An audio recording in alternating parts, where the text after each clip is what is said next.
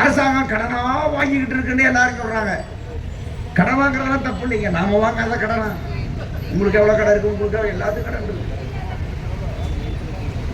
கடன்கிறது வாழ்க்கையின் ஒரு பகுதி. கடன் வாங்குவோம், கடன் கொடுப்போம். கடன் வாங்கி கல்லு குடிக்க கூடாது, அவ்வளவுதான். கடன் வாங்கி உருப்படியான வேலை பார்க்கணும். நீ கடன் வாங்கி உருப்படியான வேலை பார்த்தா இவ்வளவு கஷ்டம் வந்திருக்காது. நீ என்ன பண்றது, அது இருக்கட்டும், அது விட்டுருங்க.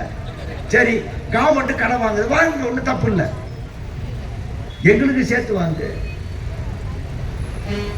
எங்களுக்கு வாங்கியா.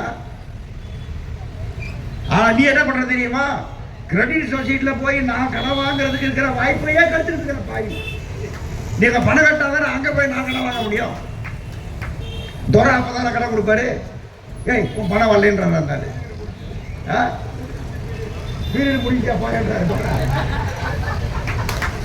கொடுக்க மாட்டேன்றாரு. எங்களை கடன் வாங்க கூட மாட்டேங்கிற பாவி சண்டாளா. அது கடன் வாங்க, கடன் வாங்கு.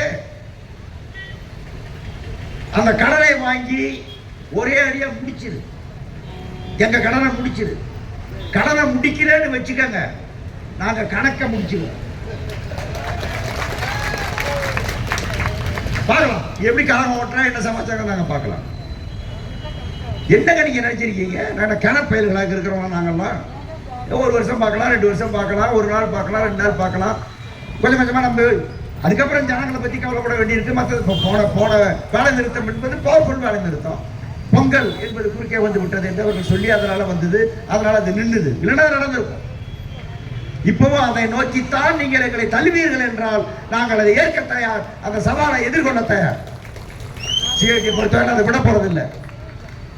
இன்னைக்கு அந்த பிரச்சனை மட்டுமல்ல, ஓய்வூதியர் பிரச்சனை என்பது அடிப்படையான பிரச்சனை.